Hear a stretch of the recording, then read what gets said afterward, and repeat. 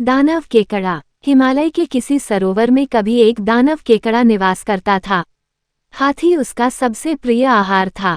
जब भी हाथी के झुंड उस सरोवर में पानी पीने अथवा जल क्रीड़ा के लिए आते तो उनमें से एक को वह अपना आहार अवश्य बनाता।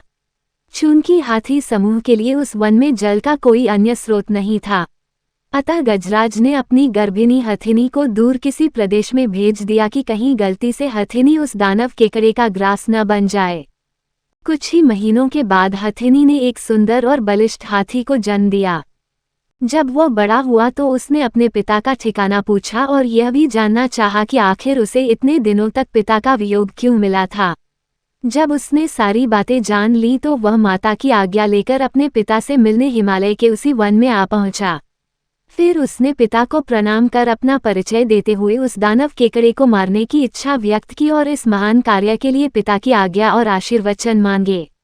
पिता ने पहले तो उसकी याचना ठुकरा दी, किंतु बार बार अनुरोध से उसने अपने पुत्र को पराक्रम दिखाने का अवसर दे ही दिया। पुत्र ने अपनी सेना तैयार की और अपने शत्रु की सारी गतिविधियों का पता लगाया। तब उसे यह विदित हुआ कि वह केकड़ा हाथियों को तभी पकड़ता था जब वे सरोवर से लौटने लगते थे, और लौटने वालों में भी वह उसी हाथी को पकड़ता जो सबसे अंत में बाहर आते थे।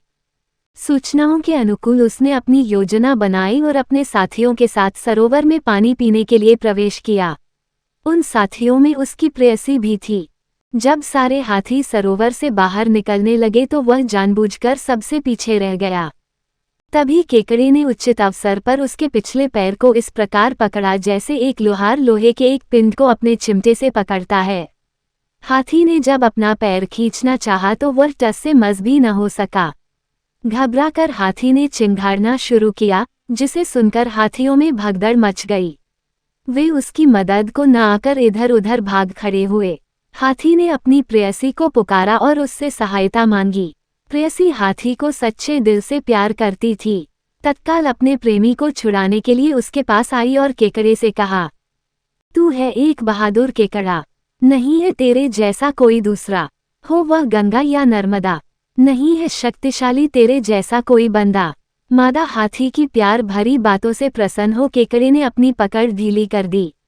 तभी हाथी ने प्रसन्नता भरी चिंगाड़ लगाई, जिसे सुनकर सारे हाथी इकट्ठे होकर उस केकड़े को ढकेलते हुए तट पर ले आए और पैरों से कुचल कुचल कर उसकी चटनी बना दी।